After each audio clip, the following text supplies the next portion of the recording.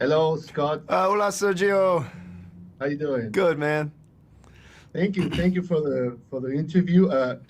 I watched the movie like 2 days ago, and then like nearby the theater there was like a bookstore. So I say maybe they have the book that he used for as an inspiration for the script. So I went there, and then they had it, and then I've been reading it, and makes complete sense, right? That you wanted to use that material because, I mean,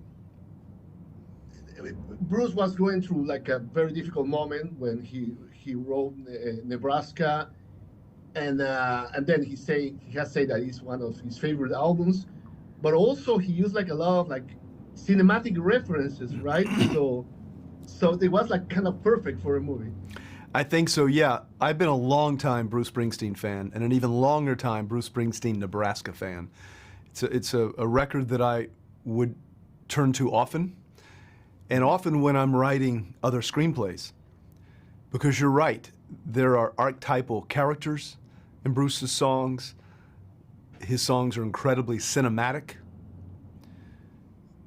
Because the album had so much personal resonance to me, and because I could see it so easily as a film, and it wasn't a wide-stretching biopic, but a very narrow and intimate time frame in Bruce's life, I felt like this is a story that not only I could tell, but that I was compelled to tell.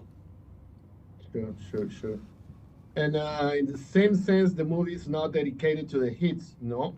That could have been a problem in terms of the mainstream audience, but you find a balance, right? Because we do see some of the hits. I mean, there's a great performance of Born in the USA in the studio, even if the core of the movie is just Nebraska. So right. it was a matter of finding the balance, as I said. Yeah. Well, it is, because you don't have Born in the USA without Nebraska. And Bruce said his only regret was not including the acoustic version of Born in the USA on the Nebraska album.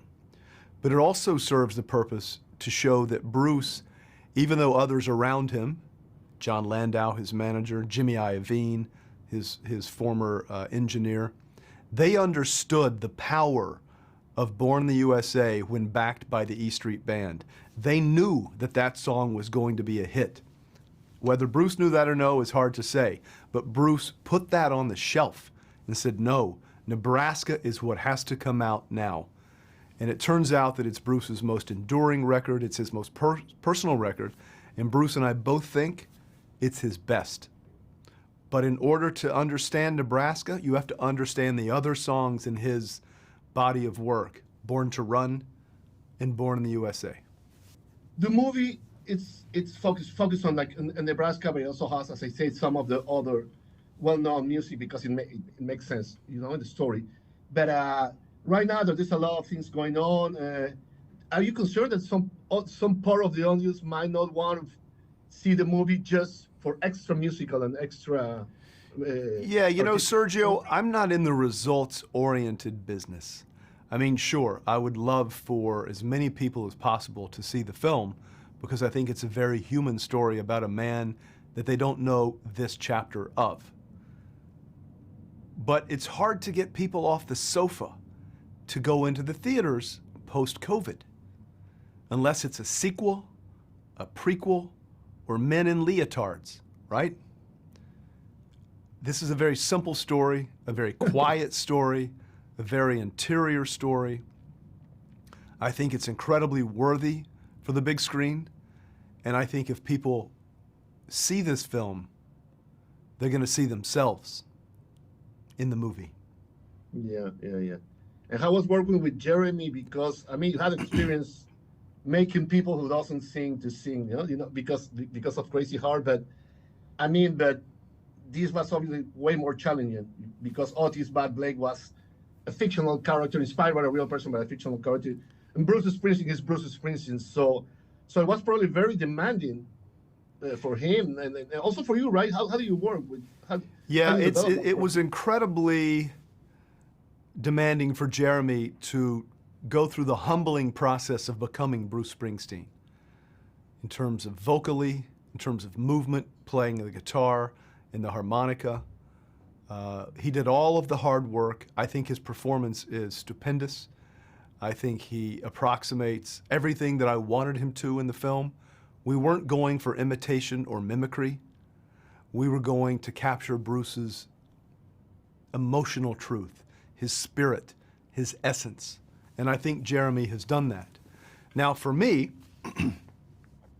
there's a very high bar when you make a film about Bruce Springsteen, because he is beloved by many. People have fixed ideas about who Bruce Springsteen is. They have fixed ideas and a sense of ownership over Bruce Springsteen. So it's possible they'll want to see the Born in the USA story or the Born to Run story. But what I'm giving them, Sergio, is Bruce's most intimate and personal and painful chapter of his life, the making of what I consider one of the great albums of the last 43 years. And that album is Nebraska. And in that sense, you also need to add some stuff that wasn't like probably in the book that you use as an inspiration. But it's not secret, right? I'm talking about like the complicated relationship he has with his father. I mean, he talked about that and everything. I don't know, because that, as I say, is not necessarily in this specific book, but did you talk to him about it? Oh, yeah.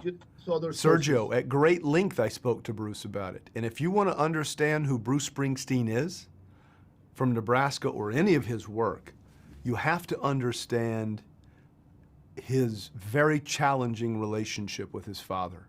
His father was very cold and dismissive, detached, but his father was also experiencing undiagnosed schizophrenia for much of his life. From 7 or 8 years old to when we see Bruce in the film at 32, the movie is about a neglected soul repairing itself through music.